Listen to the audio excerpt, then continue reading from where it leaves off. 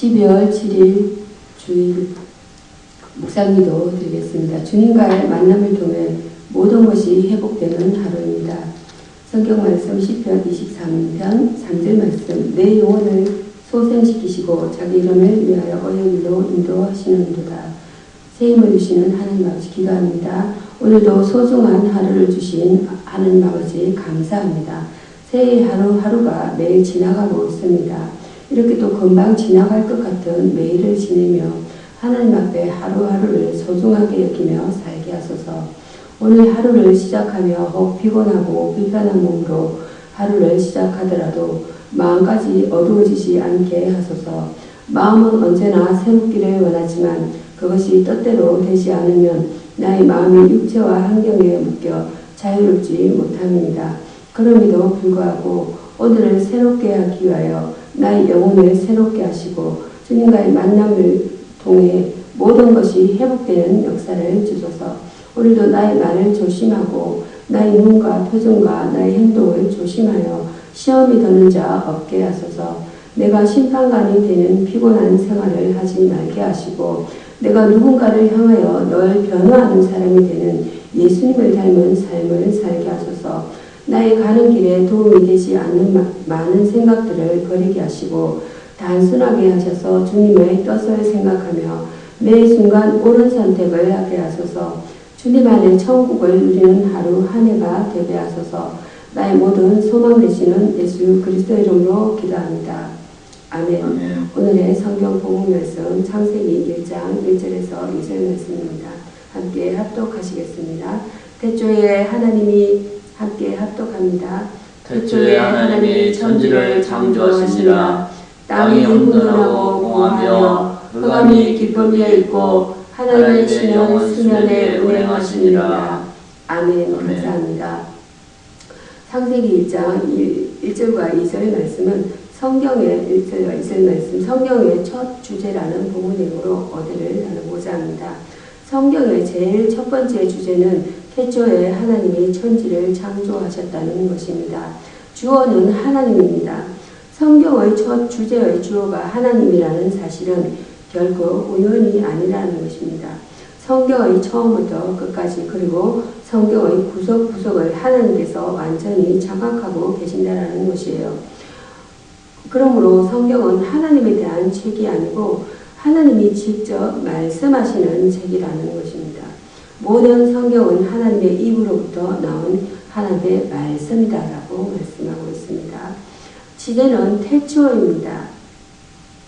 태초라는 말은 시간적 상황 속에서 맨 처음에 또는 시작이 있게 된 때라는 뜻입니다.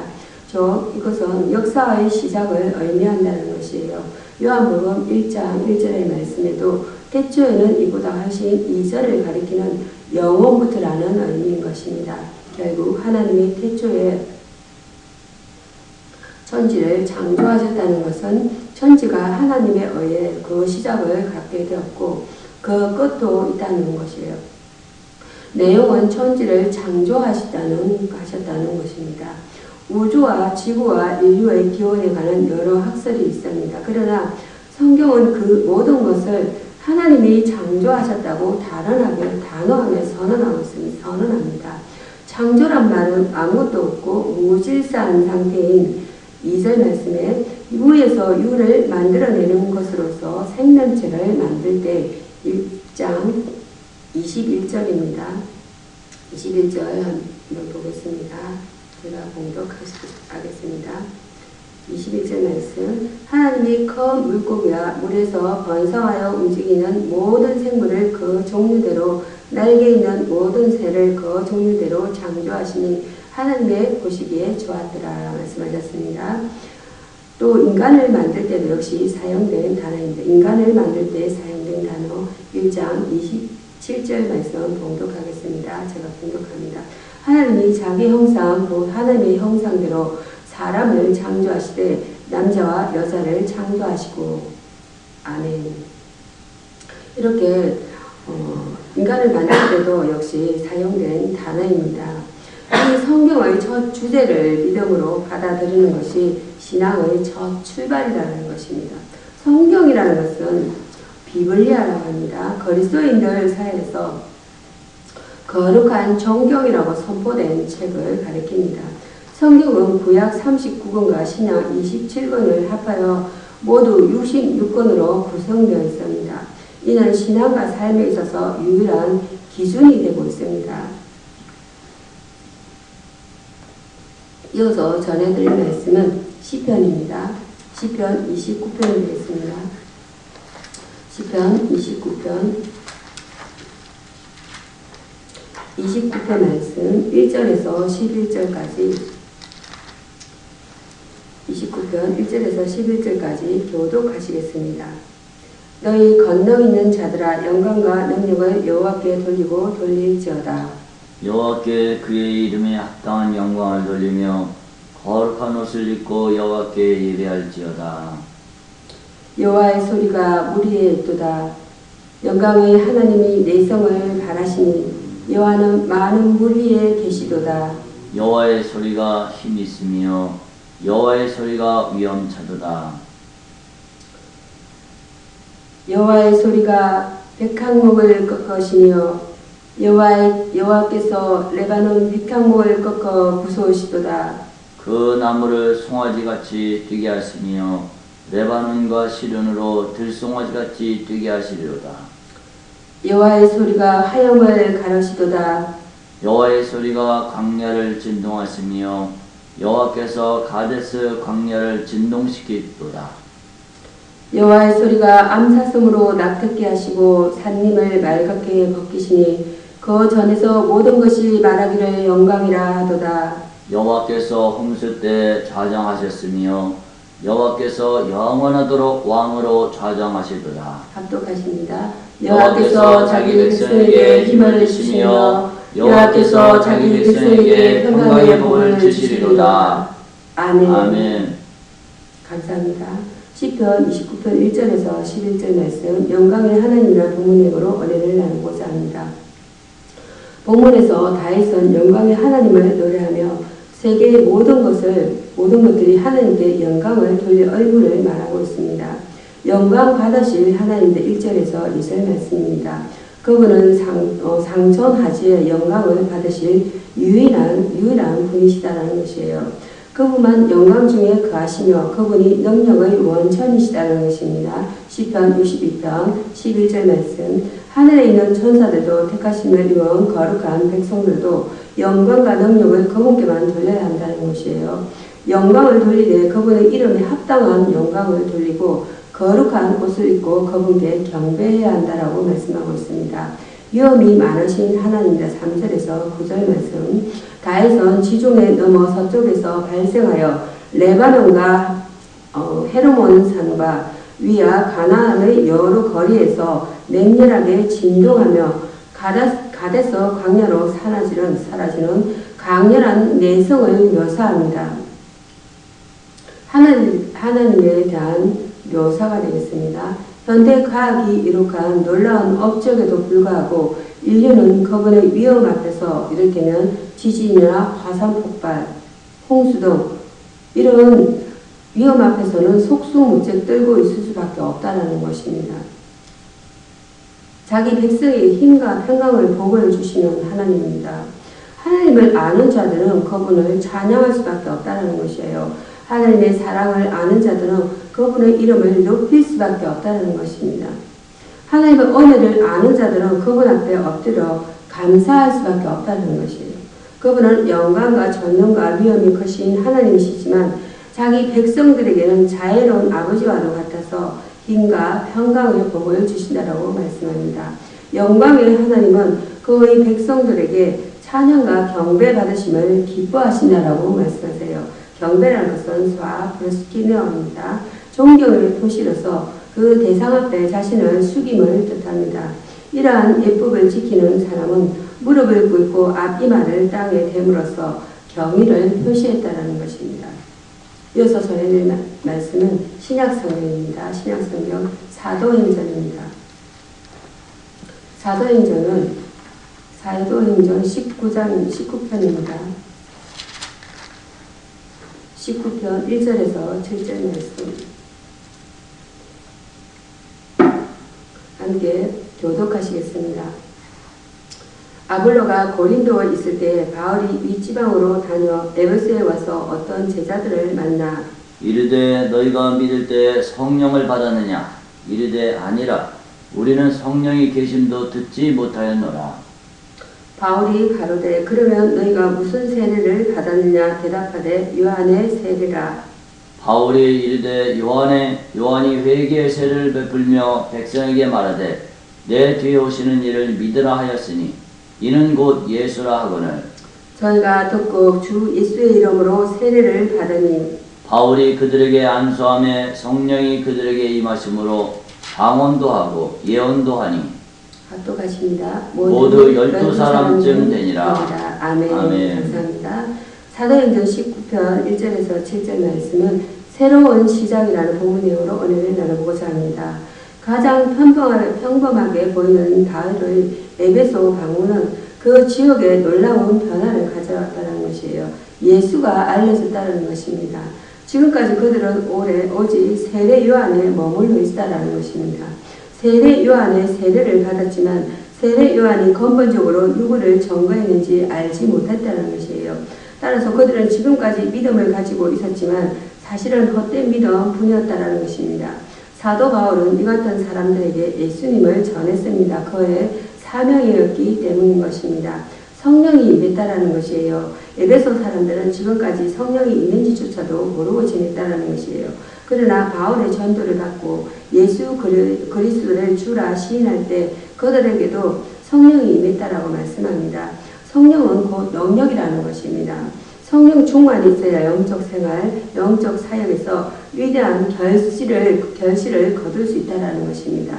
우리도 성령 인도함에 성령의 인도함 받는 삶을 살아야겠습니다. 새 역사가 시작되었다라고 말씀하세요.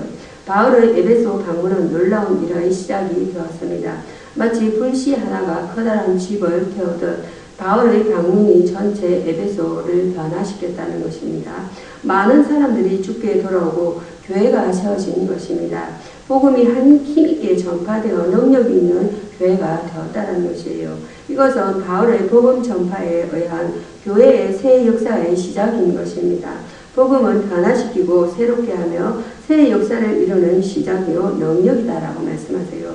복음을 전해야 한다는 것입니다. 변화라는 것은 메타모르포입니다. 예수께서 높은 산 위에 올라 베드로, 야고보, 요한 앞에서 영화롭게 변하셨다 이렇게 말씀하셨어요. 이 변형 사건은 예수님의 참된 본성에 대하여 제자들에게 밝혀주신 하나님의 계시였다라는 것입니다. 이어서 전해드릴 말씀은 신약성경 야고보서입니다. 야고보서는 1편입니다. 야고보서 1편입니다. 1편 1절에서 14절 말씀이 되겠습니다. 함께 교독하시겠습니다. 하나님과 주 예수 그리스도의 종 야고보는 흩어져 있는 12지파에게 문안하노라.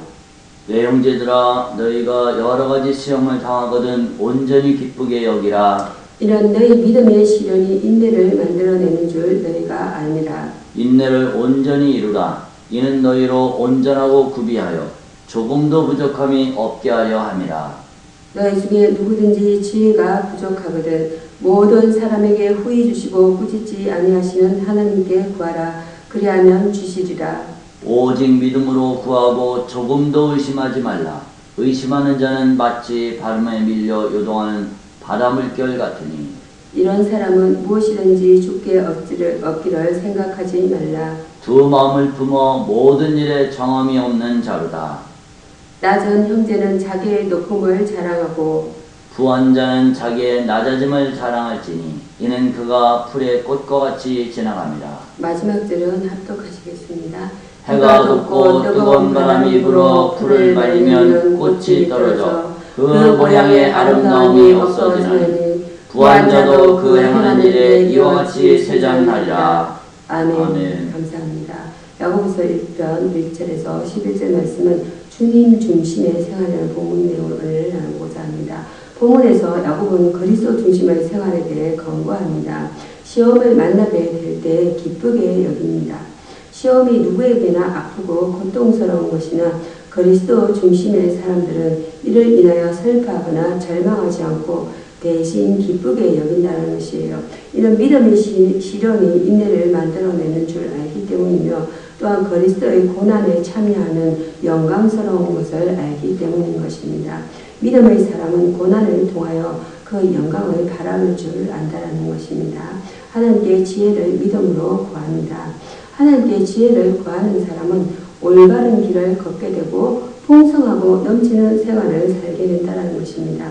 저는 시냇가에 심은 나무처럼 지혜의 열매를 그 생활 가운데서 얻는 사람인 것입니다. 우리는 기도하되 의심하지 말고 구해야 합니다. 의심하는 것은 마음이 나누는 상태를 말하는 것으로 이런 사람들은 하나님의 응답을 받지 못합니다. 모든 일의 형편을 잘 알고 있습니다. 우리에게 있는 모든 것은 주께 받은 것이므로 자랑할 것이 못되며 또한 우리의 북이나 영화도 풀의 꽃과 같은 것이므로 자랑할 것이 못된다는 것입니다. 우리의 자랑은 오직 그리스도이며 그의 사랑과 능력이 이 땅에 널리 전해지는 것뿐이라는 것입니다. 성도의 신분과 주님과 함께하는 생활만이 자랑할 만하고 귀한 것이다라고 말씀하세요. 성도의 생활은 예수 중심이어야 하며 예수가 중심이 될 때 거룩한 생활, 경건한 생활이 가능하다는 것입니다. 성경은 산티피케이션 이렇게 나와 있습니다. 성경은 내면적인 것이어서 성령이 계속적으로 활동하여 마음속에 완전을 이루려는 역사입니다. 그래야 생활에 나타나는 마음의 악습을 제거하는 것이다. 이렇게 말씀했습니다. 주 기도문으로 말씀을 마치고자 합니다. 하늘에 계신 우리 아버지여 이름이 거룩히 여김을 받으시오며 나라의 임하시며 뜻이 하늘에서 하는 것 같이 땅에서도 이루어지이다. 오늘날 우리에게 원하는 양식을 주옵시고 우리가 우리에게 죄 전자를 사하여 준 것 같이 우리 죄를 사하여 주옵시고 우리를 시험에 들게 하지 마옵시고 다만 악에서 구하옵소서. 나라와 권세와 영광이 아버지께 영원히 있사옵나이다. 아멘. 제가 기도를 마치겠습니다. 선한 목자 되신 주님, 주께서는 양인 저를 아시고 푸른 풀밭으로 인도하시며 저희 형편을 아시고 저희 필요를 채우심을 믿습니다. 주께서는 앞서가시며 저를 인도하시오니 저희 인도하심을 따라 언제든지 가겠나이다. 제가 항상 주의 음성을 듣고 참 목자이신 주님을 전적으로 신뢰할 수 있게 하옵소서. 양을 운이신 주님 예수님을 통해서만 하나님께 나아갈 수 있음을 믿습니다. 주께서는 양인 저에게 생명을 얻게 하셨을 뿐만 아니라 저의 생명을 더 풍성케 하심을 믿습니다. 제가 날마다 그 풍성한 언어와 넘치는 기쁨과 자유를 누리는 풍성한 삶을 살게 하옵소서. 건심과 걱정, 초조와 불안을 다 내어버리게 하옵소서. 제 구원의 보장이 되시는 주님, 주의 손에서 그 누구도 저를 빼앗을 수 없음을 믿습니다. 주님의 보호의 손이 그 전능하신 아버지의 손임을 확신하옵고 이 귀한 안정을 감사 찬양하오며 요동치 않는 자세로 주를 섬기기를 원합니다. 언제나 말씀의 약속과 권면에 귀 기울일 것을 다짐하오니 저에게 때마다 날마다 말씀하여 주옵소서. 예수님의 이름으로 기도드립니다. 아멘. 아멘. 감사합니다.